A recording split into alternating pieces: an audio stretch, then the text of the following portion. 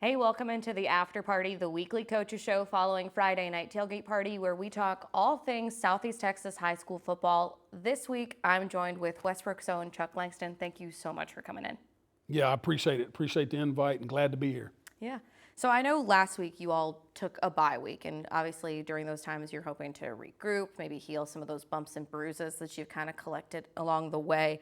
But just talk to me a little bit about how you feel about your non-district performance.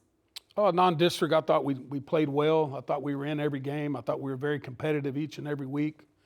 Ended up with a record of 2-2. Obviously you'd like to be undefeated, but I think the teams we played got us prepared for district more than anything. I think there were different styles of play in each game, and I think we grew as a football team each and every week and did a great job overcoming adversity. So other than wanting to be undefeated, I'm proud where we are, in the bye week. Really got back to the basics, the techniques, the fundamentals, and really tried to correct, the mistakes that we had made, in the previous 4 weeks. So the bye week was good to us.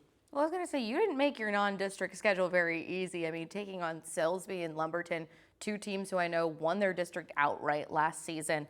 It's always important, I think, to face those kinds of challenges before district. Just talk to me a little bit about that.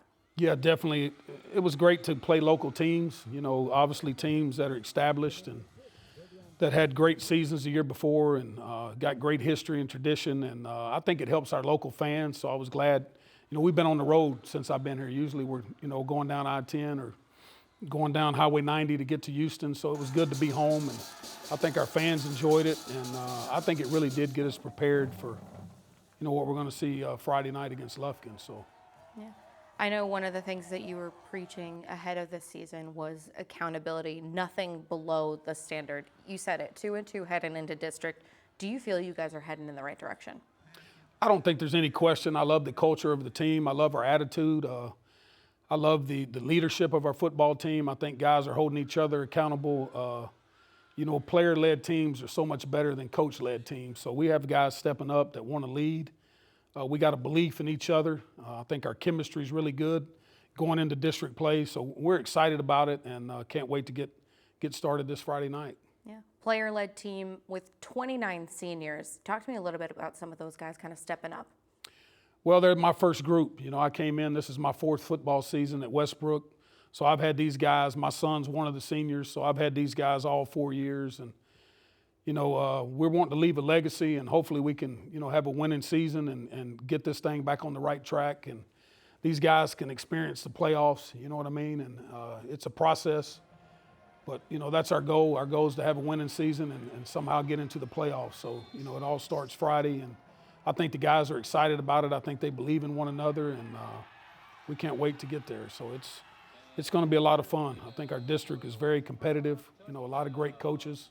A lot of great football teams, so we're excited to go compete.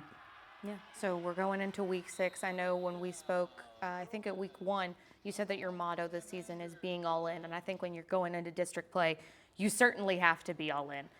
Next opponent, Lufkin. Already, they have a district win under their belt. They're a new opponent thanks to realignment. What do you guys need to do to kind of control their offensive line? Lufkin is a great coach, Coach Quick, exceptional coach. Been at Lufkin for a long time. They got a great program. Historically, they've always been really, really good.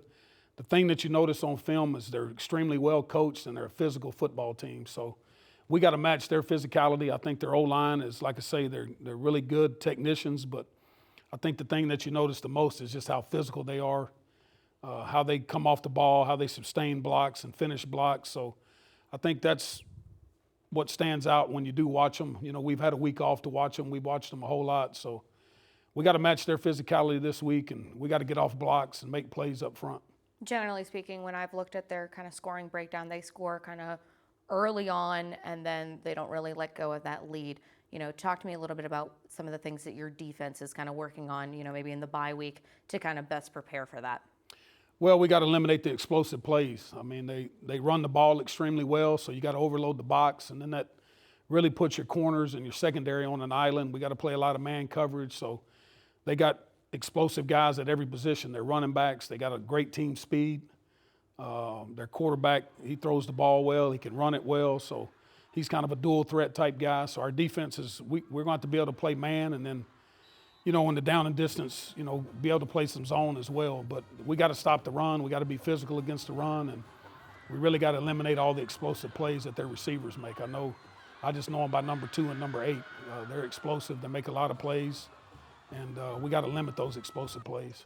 Well, best of luck to you. And we, of course, will be tuning in here at Friday Night Tailgate Party, and you guys can catch all the action starting this Friday night after the late night news at 10:35.